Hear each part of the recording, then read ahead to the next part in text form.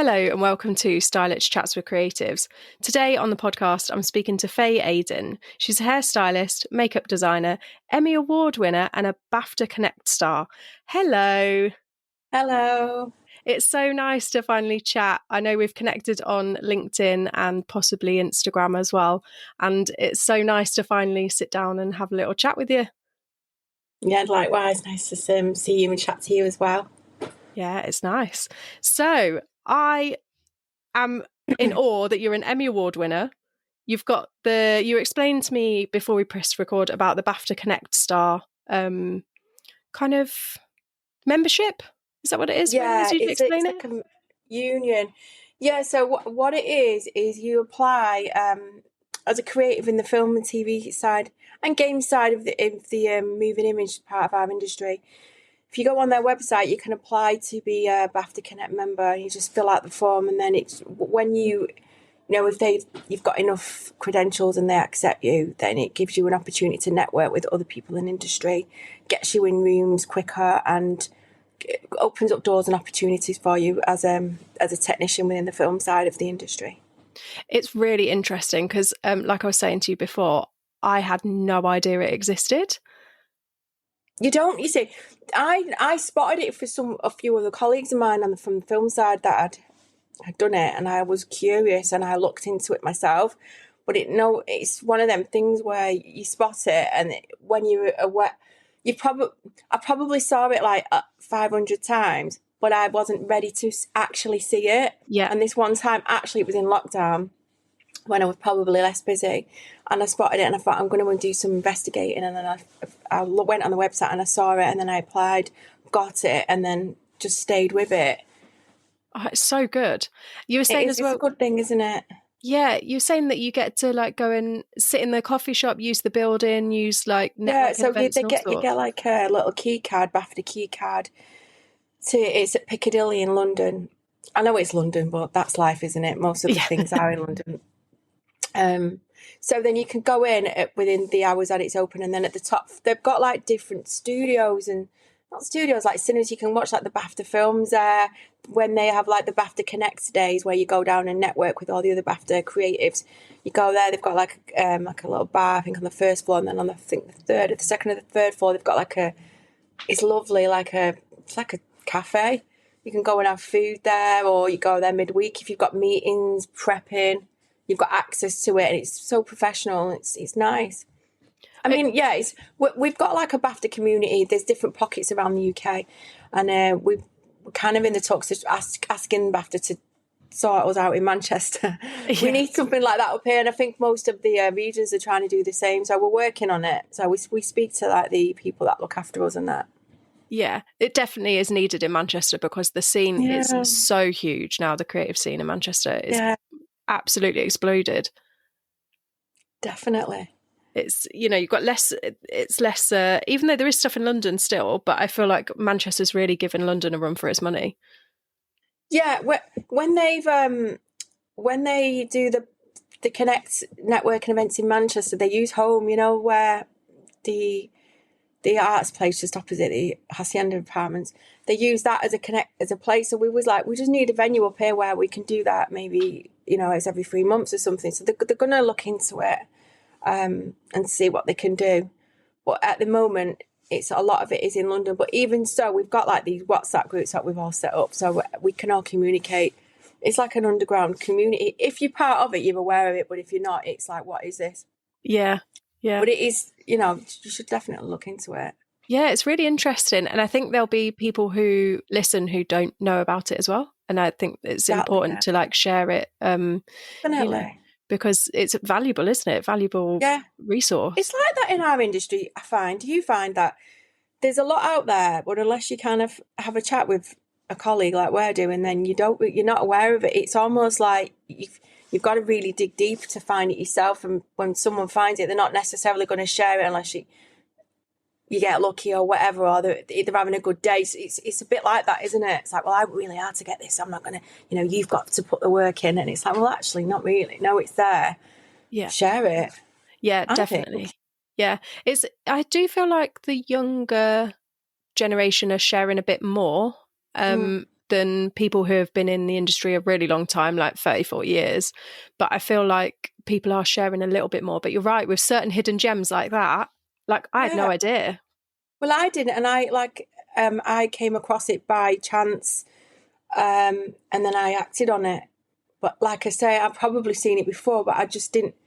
You just think after that's like intimidated by the word, even like, especially when you're from like, I'm not even going to say that, like, just think intimidated by the whole badge that it's like on a pedestal up there because that's what we show. But when you look into it, it's like it's a charity. It's there to support people like us. I've been doing my job a long time. I'm going to go for it. Oh my God, they've accepted. Great. Okay, let's see where we can take this. That's it. But even just to apply, or to find it, it takes a little bit of courage, doesn't it? Because there's a few of my colleagues that I've been like, why do you ever go? I'm like, oh no, I'm not doing that. Oh no, I can't do that. They're really scared about it, which is interesting. And they know about it, but they won't do it. So I guess it depends if you're ready for that. Yeah.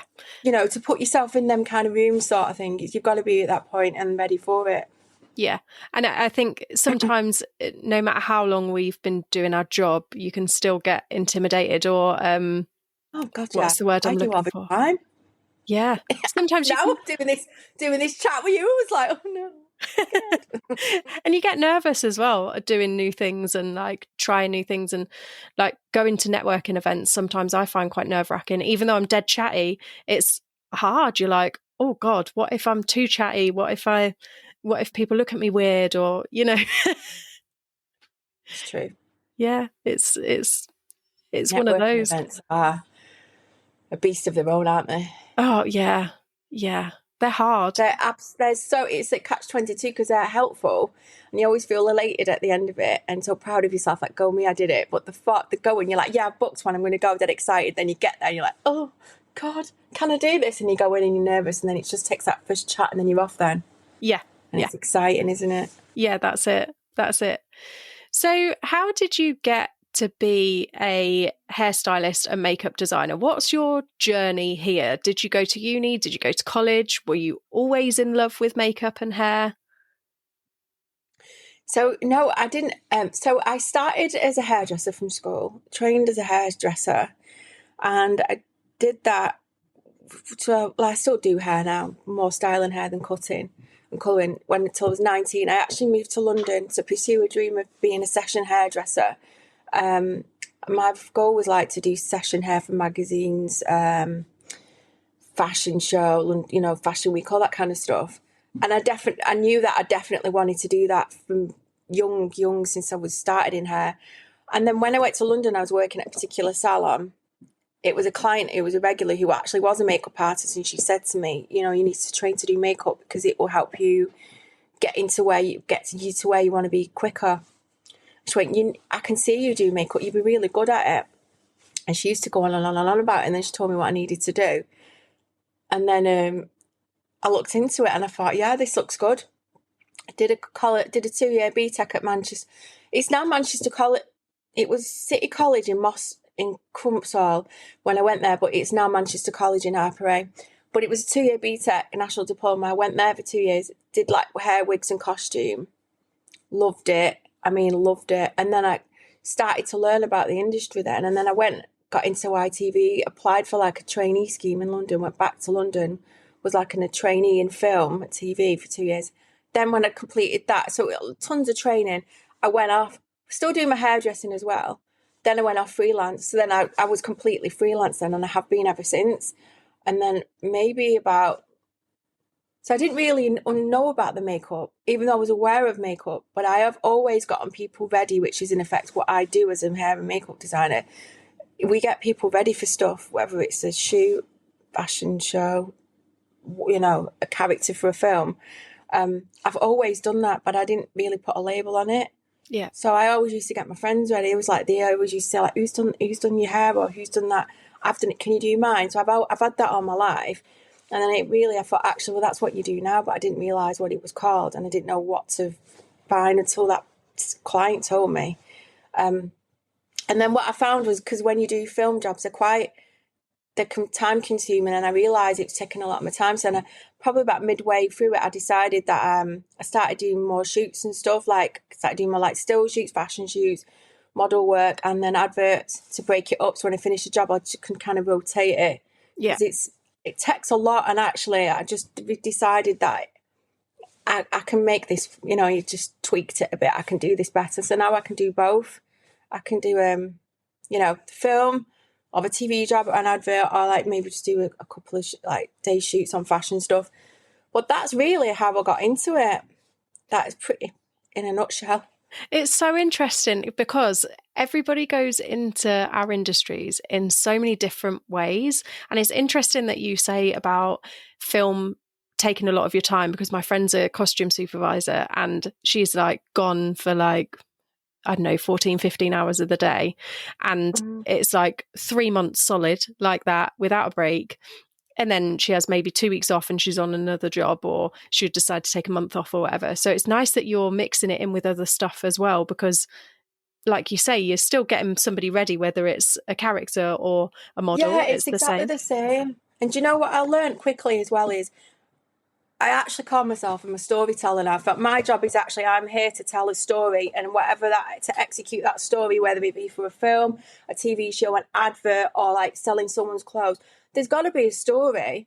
Yeah. So however it's just a storyteller. So however it's finished, it doesn't. It's all the same. It just depends on the brief. The brief's slightly different. But I thought if I stick with film, I love it, but it's too much actually. And like you say with your friend, and I like it. I can do it. I'm resilient and strong enough to do it. But I thought, nah, you know what? I just do one film, then do an advert, then do like some nice fashion shoots, because I like having a nice fashion portfolio as well. It's nice having a website where you work on it. I like that. And then having a nice strong CV as well. I like both because I'm greedy. I want to do it all. Basically, I was like, I can't just do that and not do that. But then if I do that and do that, then I won't be happy. So why don't I sprinkle a little bit of that and a bit of that, and then I think that's creativity in a nutshell, though, isn't it? We like to try a little bit of everything because I think we get bored quite easily. Exactly. And so you want to try lots of different things. And actually, it sounds like you've got the balance quite right, because you're doing a little bit of everything. Exactly. That's it. And I think like I like reading scripts. Like I love words and I love English as well. So I love writing. So I'm like, I really enjoy a nice script and really getting in there and then mood boarding it and putting it all together. It's beautiful. You don't do that when you do like a fashion shoot or, a commercial. It's different. It's nice, but it's different. It's just a different way of working. And I do like that. But then I'd miss my scripts. Yeah. It's a different, it's a different medium. Yeah, and like I've only done an advert or two, so I've not really done too much on the TV film side at all. Yeah. But I imagine that and from what my friend tells me, it's like you were saying, like same but different. Like it's a different kettle of fish, but you're still applying the same skills. Yeah, definitely. It is absolutely the same skills. The only difference is it's the way it's executed, and you're telling a different story to suit a different brief. But the skill set is the same. Or you might use maybe, like a slightly different style makeup or a different finish on the skin, depending on what the lighting is for the photographer for a shoot, or, if you're shooting outside, or that's for me, that's the only thing that I need to think about. But on most of the skill set is the same. The skills are transferable. Just like my hairdressing skills, I can use them within this, when doing shoots, because I can use all the skills. It's actually valuable. Yeah. Yeah. Is there any shoot or film that you really are really fond of and have really good memories of doing? Well, I designed a film last year, which was really good fun, and got to do some nice effects work on that. It was quite beautiful makeups, and the character, because I had a team and I gave some of the actors, well, I have to give the actors out to the others, but the lady, one of the ladies I looked after, the leading ladies, I like doing her makeup because she starts off, without giving too much away, she starts off with a certain look, and then as you follow her through the story, his look breaks down, and I like that because you're telling the story with the makeup. Yeah. And I find that fun. That's really good fun. So she starts off, when the first time you see her, she looks immaculate, perfect, like photo shoot style look. And then as the story unfolds, got to break the look down with this, you know, and that, I liked that because that's real storytelling, that, and I loved it. Yeah, that sounds really interesting. It was great fun, that one. It was a really nice one to do. So when you are supervising, how many other makeup artists do you have working for you? So it can depend really. So my last two jobs designed, I had teams of, my last one I had a team of 3.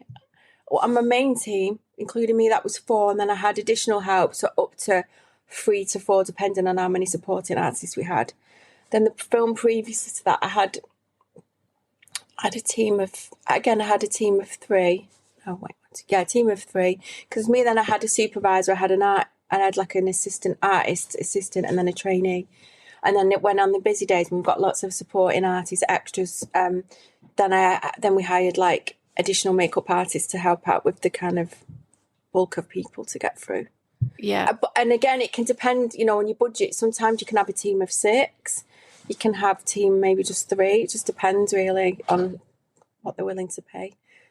Yeah. And what's necessary as well. Like you look at the script and see like how you figure out what you're going to need, and got to try and work out the maths of it as you're reading, you know, the story, and seeing like how many characters we've got, like realistically how we're going to get through, because there's a real thing with time. Well, there's like that in shoots anyway, isn't there? Like we haven't got much time to get this shot and blah blah.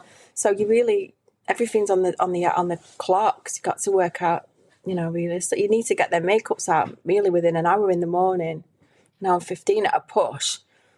You got to be really quick. Yeah. But again, it's like that on the still side as well, isn't it? Yeah. You can't be.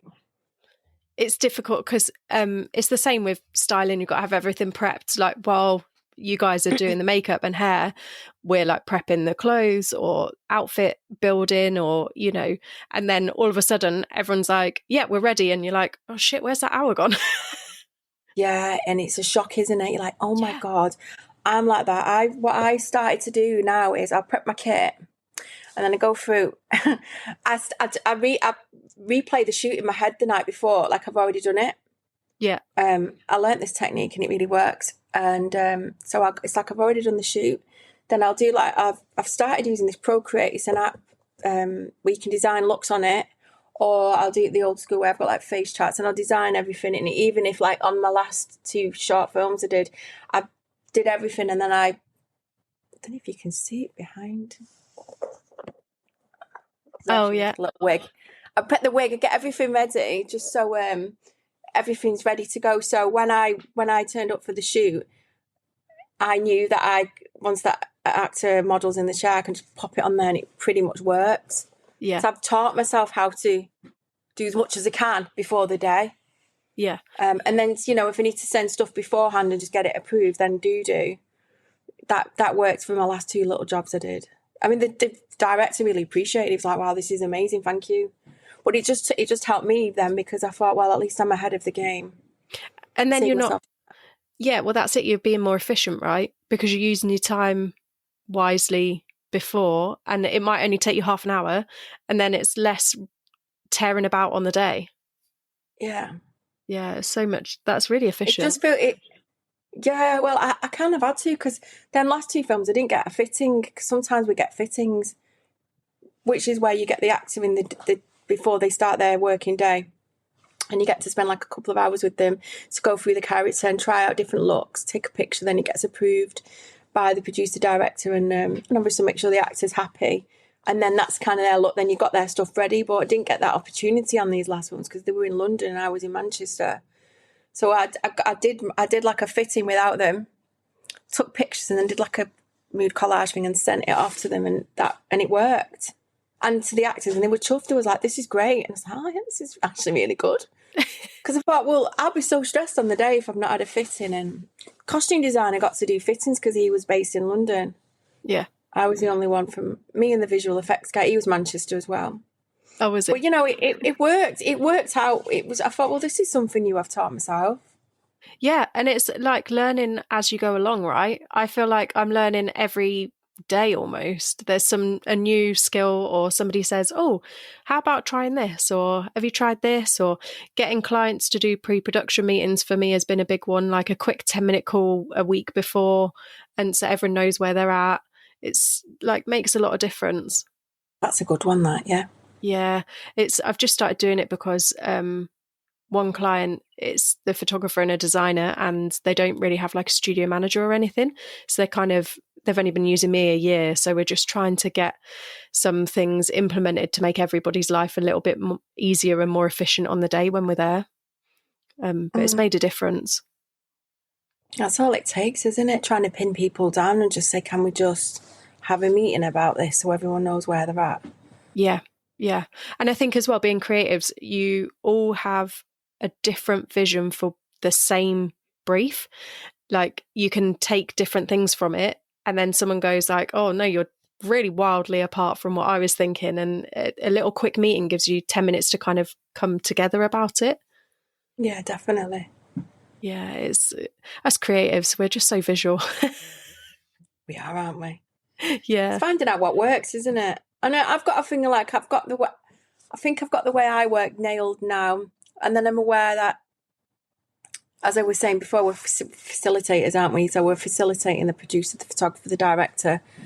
And usually I don't really start creating anything until I've spoke to them. Yeah. And I like to find out what's in their head, because I've learned if I start creating and then it's nothing like that, I'm like, okay, I'm totally on the wrong path here. So I kind of try and get something from them, and then I'm like, okay. But they're usually pretty good though on the shoots as well, because they do, like the last one I did, producer was great. He sent us like a full-on mood board with everything and the style and the look. And the client was there on the day, and she was very vocal, and even tried like directing the photographer. I mean, really knew what she wanted. So, it was helpful. And they did the mood board for us, so I didn't even need to do anything like that. Everything was done. They just sent it to me, so I could just say, okay, great. So I just put my kit together and did it, and it was easy, and they liked it. So I was like, phew. Yeah. Because sometimes I would do the mood board for that, but not nowadays. I find that you're getting sent everything pre-done and the photo shoot side, and you just go in and do what the mood board says. Yeah. But it's not really taking the creativity away. We're there to produce their image, aren't we? So unless it's a test where you do what you want, that's pretty much normal, isn't it now? Yeah, I definitely think the industry's changed. I've been freelance 12 years, I think. Yeah, and it's changed a lot in that time. Like you're saying, like before, maybe it was you wouldn't get a mood board, or even to a point of having a producer on a photography set. It would you maybe wouldn't have a producer, or it would only be for a really big shoot. Yeah. It's definitely changed a lot, and for the better, I think, because again, it goes back to everyone being more efficient with their time. So, and it costs less, doesn't it, if everyone's a bit more efficient? Yeah, definitely. Yeah, it's one of those. So would you be able to tell the listeners what it's like on a TV set? I know from the odd advert I've done what it's like, but is it different on a film set to TV, or are they very similar? They're very similar. They're pretty much the same. The only difference is film sets they look the same. It's just the films are a larger scale usually, and again, it depends on the budget. What kind of a budget film it is? High-end budget. The film sets are massive. They can be like a town. But all the equipment and the techniques and the set etiquette and all the skills that you would do are exactly the same. The only difference is, like I say, if it's a higher end budget or a lower end budget, it's just a smaller scale, but not really. Pretty much the same. Obviously, like the cameras and the equipment that they use and stuff as well. Did you find it intimidating doing your first film? Oh God, I was terrified. I was terrified when I was like a trainee way back when, and I went on to. I was so intimidated and felt like a tiny little thing, and I was like, oh my God, I can't believe I'm actually here, and I was so excited and nervous and felt sick and was amazed and buzzing and in love and all the feelings kind of. Yeah. And then you get used to it because you can't believe me, I can't believe me. You get that foot in the door and then you just grow and then it becomes your world. But yeah, I was. And now it's just like normal. It's weird, isn't it? Yeah. Yeah. Because we all start somewhere, don't we? Yeah. And it's funny how like all of us have that same scared, anxious, sick feeling when we first go onto set, or like, I don't know if you still get this when you go with a new team. And I'm like, oh, first day at school nerves. Absolutely. Yeah. But I don't ever want to lose that, me. I like it because it shows that it keeps you on your toes. I don't want to go in there all too confident. No. I think it is good to have a little bit of that anticipation, a bit butterflies, because it shows you really care as well. And you're just on your game, aren't you? Yeah. Do you know what I mean? Yeah. Yeah. I still get it. And my other half, he has always worked full time. And he said to me, he was like, every time you go in a new studio, it's like you're going to a new job every time. And I was like, yeah, but it's like normal to me now. It's fine. But it is a new job. And he was like, I don't know how you do it. And I'm like, I just put my invisible confident cape on and I just go for it and I get chatting to somebody and make a cup of tea and I'm fine. But in the car, I'm like, oh God, am I wearing the right thing? I feel so nervous. And then dragging my kit up to the studio, I'm like, oh, are the people going to be nice? Do you check the call sheets to see if you know anyone as well? Yeah. Like, don't know anyone, scouring to see all the names and that. If you know any, someone familiar there, and then it makes you feel a little bit at ease, doesn't it? If you see a name that you know. Yeah. I always do that. Even if it's someone in a different department to you and you're like, oh yes, at least I know someone, I can just be like, hey, across the studio. Exactly. It's the small comforts. I think we all feel that though, you know. I think everyone feels that because it's going into the unknown, isn't it? Yeah. Yeah. And I think we all still get imposter syndrome as well. Where we're like, definitely. Oh, can we actually do this job? Yeah, definitely. And I think that technique that I do, that really helps through that, because when I do turn up on the day, it's like I've already done the job because I've played it in my mind. Like, well, I've already done this. I've turned up. I've imagined it. I've imagined doing this hair and makeup, and I've imagined the feeling already. So it's like I'm not going in blind. Yeah, that helps me massively. That. Yeah. And do you know where I learned that? I listened to this podcast by an Olympian athlete. Is he an Olympian or some athlete? He's a basketball player or something. But I think sports people do this. They do this. I think it must be an Olympian. But they do this technique where they imagine doing the running and doing all the thing beforehand, and it eases it on the day so that they know exactly what to do. And it works for me. I think you can use it for anything. Yeah, it's brilliant. It's a really good tip, actually, because I think it just stopped the nerves. Yeah, I'm definitely going to try it. Definitely. I do think it'd stop the nerves. And like you say, you can't anticipate everything, can you? Because there might be something that goes wrong, or like you're just having an off day or whatever. But like if you can anticipate the majority of it and it goes fine, then the proof's in the pudding, isn't it? Exactly. Yeah, that's really helpful. I think people will like that. I'm going to try it. It definitely works, and it's proved because I learned it from listening to a podcast from like a sports person, and you know, but you can use it for anything. But it helps with your prep, going through your prep your kit, go through, got your call sheet, got your things, check the weather, got all your snacks, just everything's spot on, and then just go through it even to your setup. And then do you know what else I do as well? When I get the call sheet through, and then you know you check the route the night before, I look and to visually see what the building looks like. I only just started doing that actually, and that's super helpful. So I actually, because you can do it on Google Maps, can't you? You can see what the building looks like, and again, it's just those little things. And I just started doing that. I actually taught myself that. It was just then I was like, oh, I'm just going to see if I can see the building, and that's helpful as well because it eases the stress. Yeah, I don't know where I'm going. It's a new place, and you know, and all that lot. Yeah, I've definitely done that before. Quite recently, actually, because Manchester, as much as I love Manchester, driving around like Dean's Gateway, if a shoot's that way, I'm like, oh Jesus, like I don't know where the fuck I'm going. And so I've been like doing the same and like Googling where it is and like how far the car parks are away from stuff, and just it just eases your mind a bit, and then you're like, okay. And also I find like not worrying. If you get stuck in traffic and you've given yourself enough time, you're fine. Like, there's no panic. It's just, you've just got to chill into it and it's fine. But I do get a bit stressed and a bit panicked about stuff like that, though.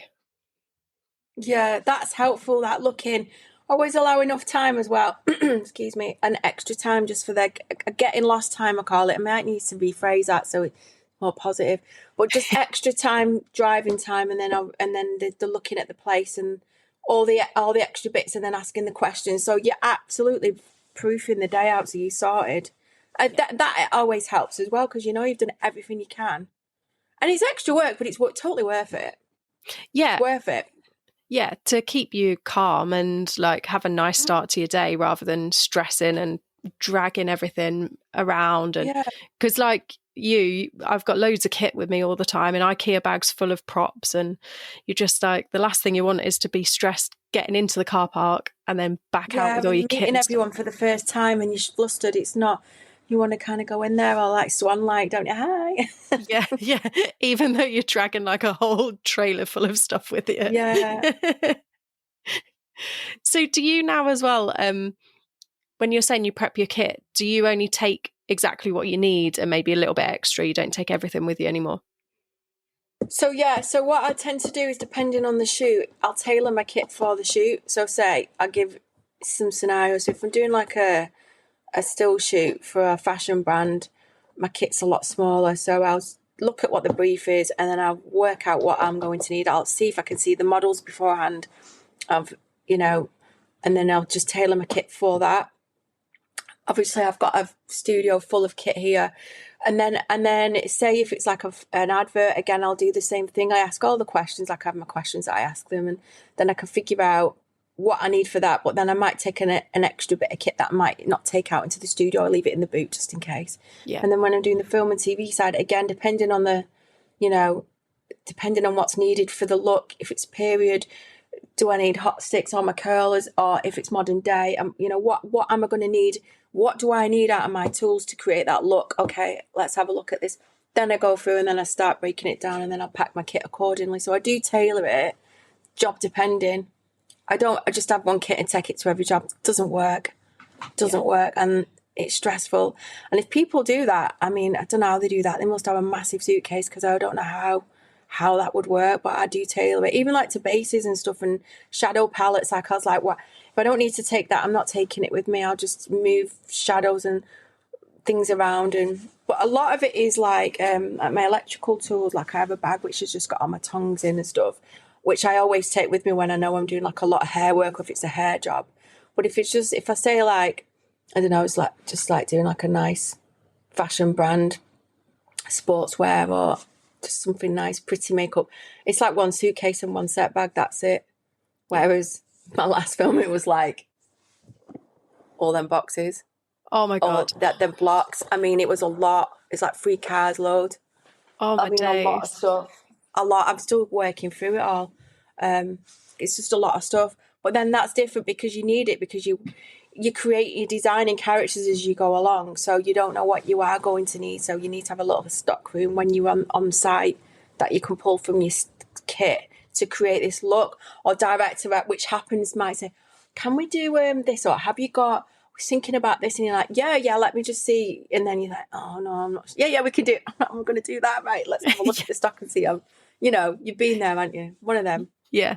But you don't necessarily need to do that so much on like a still shoot advert, really. Because advert makeup is, unless it's a specific look, it's usually pretty neutral. Most of the ones I've done, I've not done any massive exciting ones. Or face painting and stuff, but then I've got like a little face painting bag and stuff that I'll just take with me anyway. Yeah, I do feel like now everyone's swinging more towards like a more natural look. Like when it comes to photography and adverts and stuff, it's not quite as heavy, even as what it was 8, 9, 10 years ago. It's true. It's all very natural now, isn't it? Like a no makeup look. Yeah, that's it. Because I remember when I was styling like lingerie for a big department store years ago, and the girls would be in like full heavy, I don't know, like heavy makeup that you'd see people go out for a night out in. Yeah. Because that's what the client wanted. So, you know, it was briefed out. And looking back, it's really ridiculous the amount of makeup that was put on just for a lingerie shoot. But that was the thing, that was the sign of the times. That's what people liked looking at, and like that's what the client wanted. Whereas now, like you say, it's a lot of a like no makeup look. Yeah, it seems that way, isn't it? Yeah. So, I mean, you still need, excuse me, you still need a kit for it. But again, you can tailor your kit for that. So there's no need to take everything with you. And if you know, obviously I know my kit inside out now, so I'm confident with it. I know what works, what doesn't work. I can just take what I know that I need. And that's how I do it. So I do tailor my kit per job. Yeah. I'm amazed that you take those, you turned your camera to show me those like 20 boxes, and that's insane that you take that much stuff. I never thought that you'd need that much on a film. Well, that would be for when I'm designing a film and stuff. But not necessarily for like a shoot, you know, like an actual shoot, like a still shoot. That's more for when there's a crowd box for my dailies and stuff that they can pull from if they need stuff for the additional makeup artists. But you know that you need it. Yeah. But then you wouldn't necessarily need that for like a fashion photo shoot. No. Because you just wouldn't have like my suitcase. You just set up a station and you're good to go, aren't you? Like, you know, you've got your hair stuff. I can do all that in a case. And I've got a little set bag. Oh, yeah. Yeah. I used to have stuff like attached to a little like set bag, like a hip bag. All that kind of stuff. Exactly like a set bag with like your tools that you just need for doing touch-ups on set and little checks and stuff. Yeah. Yeah. But that's where the two mediums are different, because you do, you know, well, the photo shoots I do, but maybe on a more larger scale photo shoot, you might need kit like that, depending. But I haven't done one like that yet. Mine are more like mid-range ones. Last year, I was on a job that we broke up for Christmas, and then I was going to say a name then, but I won't, of a brand, a studio. But then we broke up for Christmas, and then we worked again in January, and that was amazing because I'd worked both sides, and that happens now and again. Whereas this time, no, I'm not. I finished my job in October, but I knew I wanted to take about 8 weeks off because I've been very lucky last year. I've just been working a lot, and now I'm like, okay, I'm ready to work again now. So, but I know it's quiet and it's just take time to pick up if you haven't already got something booked in. But then I don't know though, because I've seen some people working, so I guess it just depends who your clients are, and you know. It's just Russian roulette, isn't it, I guess? Yeah, and I think I still, to this day, cannot tell whether I'm going to have a busy December, January, whether I'm going to have a quiet December and January, whether it's going to be mediocre. I just cannot tell. There's no rhyme or reason to it. Definitely. We just don't know. All you can do is just plant your seeds and just sit back and just see what is it casting at, and just see what comes in, isn't it? That's all you can do, and just be ready for. Now is the time to be ready for when them jobs come through. So you're not like, oh my God, I've got a job and I'm not ready. But what have you been doing for the past 4 weeks? You should have been getting your stuff ready. Yeah. There's that delicate balance when we're quiet as well, isn't there? To filling it with doing like fun things, and then filling it with like being productive. We're making sure our kit's ready, or like for me, it's clearing my kit out because I take one case everywhere. And by the end of like 12 weeks, if I've been on shooting back-to-back shoots, it's a mess. And I'm like, I can't find this, can't find that. There's kebab sticks everywhere. And you're just like, I need to sort this out. Just spend half a day, go through it all, get rid of the rubbish, get rid of the out-of-date snacks that are in there as well, because we've always got to have snacks in a kit bag, just in case. Yes, that's true. That's the most important part of the kit, actually, isn't it? Yeah. Snacks and hand warmers when it's freezing and you're shooting outside. Yeah, definitely. My other half laughs at me because I have to take snacks in my bum bag. Like if we're just going for the morning out, I'm like, I have to take a snack. He's like, what do you mean? I'm like, my kit is full of snacks. I've got to make sure I've got a snack just in case I'm hungry. Look, you're looking after yourself. That's good though. That's self-care. Yeah. And I think if anybody else wants a snack, then I've got something as well. Nice. That's brilliant. You got to, haven't you? I've got called the mum of the studio recently because somebody was asking for, I don't know, paracetamol or something. Then someone asked for a tampon, and like I had everything. I was like, just go through it. So you're like a makeup artist as well. That's brilliant. That's good. Yeah, I like to keep everybody in like sanitary products, snacks. Yeah, looked after. Baby wipes, the whole lot. That's brilliant. You got Your pet sounds similar to mine. Probably is a bit. Just without the makeup and stuff in it. Yeah, and the hair products and stuff. Yeah. I was saying to my friend, she used to be a makeup artist and she moved to New Zealand. And I was saying to like, I need to have a FaceTime with her because my makeup situation, doing my makeup myself, is dire. Like I'm still stuck like 10 years ago. And she's like, we need to have a chat. There's products, Charlotte, that you don't know about. And she's like, you're still sticking with foundation and blusher and your favourite lipstick. And she's like, it looks fine, but we need to talk. There's other stuff we can do. That's good. Yeah. Got to use these contacts. Yeah. Is your friend not doing it anymore? No, she went into marketing, and when she emigrated, she just stopped the makeup. So I think I don't know whether it was because she found it a bit intimidating to start again in a new country, or I'm not sure. I can't really remember what she was doing, but she's still very skilled at it, but just not. Yeah. Yeah, she just went down a different road. Well, that's cool, isn't it? Yeah. Definitely have a one-to-one with her, definitely. Yeah, I'm going to be like, hello, I need this. Sort me out. Go for it. Yeah, you got to. So have you got any funny stories from when you've been on set that you're allowed to share? Because I know sometimes funny things can happen. Like I had a model once cut his pants and then do lunges across the studio in his pants that were cut a little bit too short.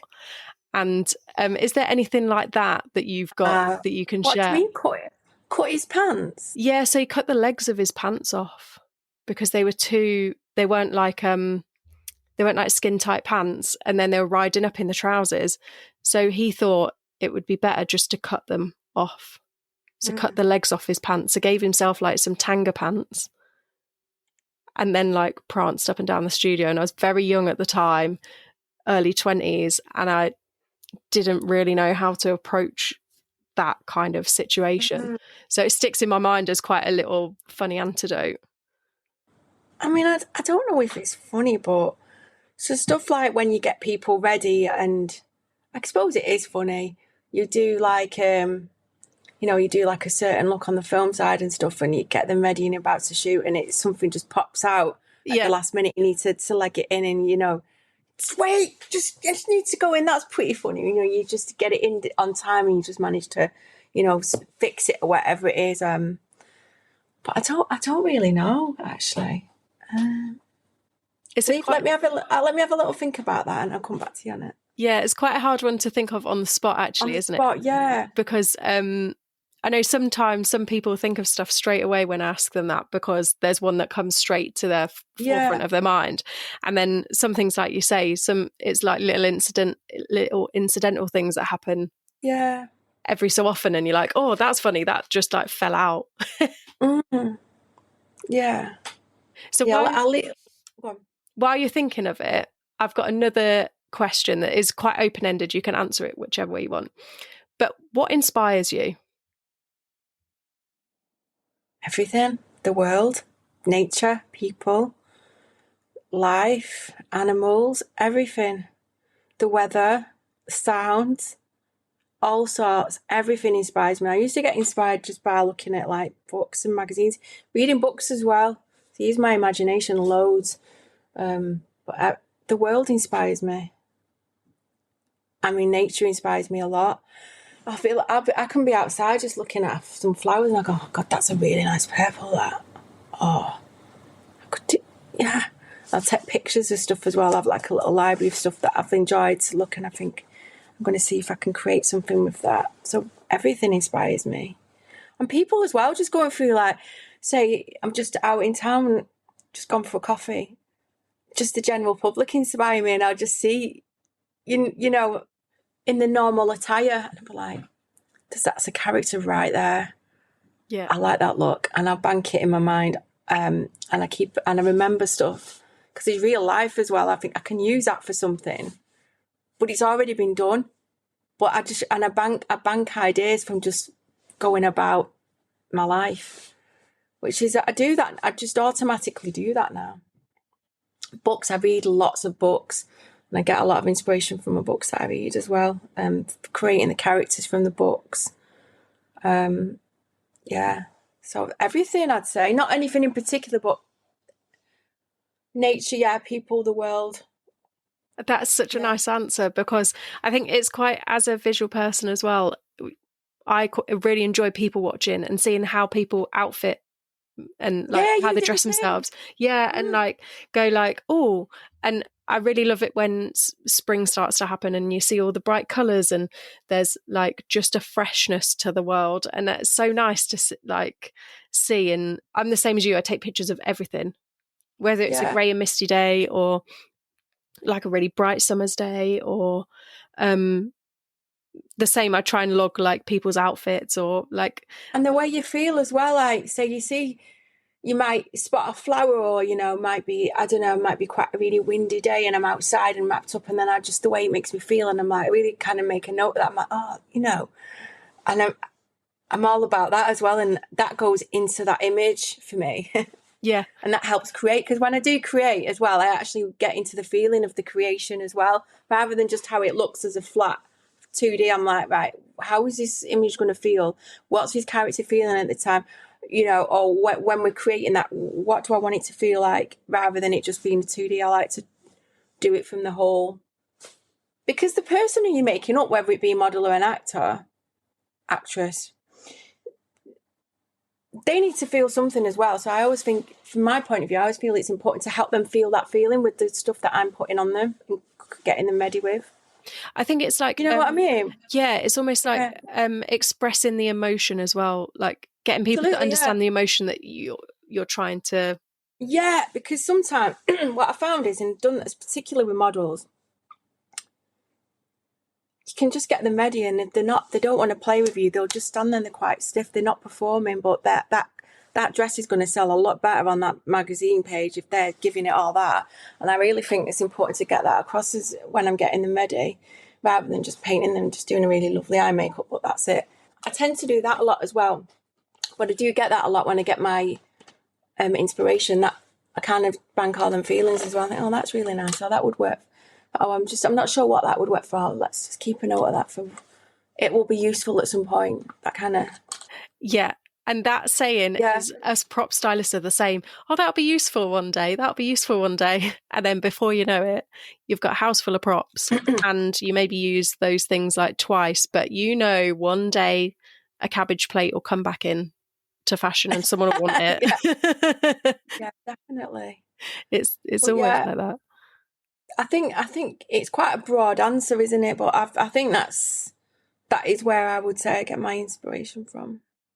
Yeah, I think I'm with you on that. You can be inspired by little snippets and glimmers of everything around you, and it makes it's everywhere. If we take a minute to stop and look, it's everywhere. But it's just having that time to just be present and just being it and feeling it and noticing stuff, which I can do now because I've had a lovely bit of time off. But when I'm busy and I'm like just working this, sort kit, next job, blah blah blah, it's not as easy to do. So when I do have that quiet time, I like to do that, read my books, go out into nature, absorb it all, bank it.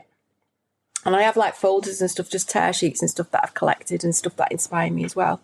I'd like to do that just from magazines. And I don't necessarily do that anymore because I've got like a digital album now on my phone. Yeah. That I've created. Yeah.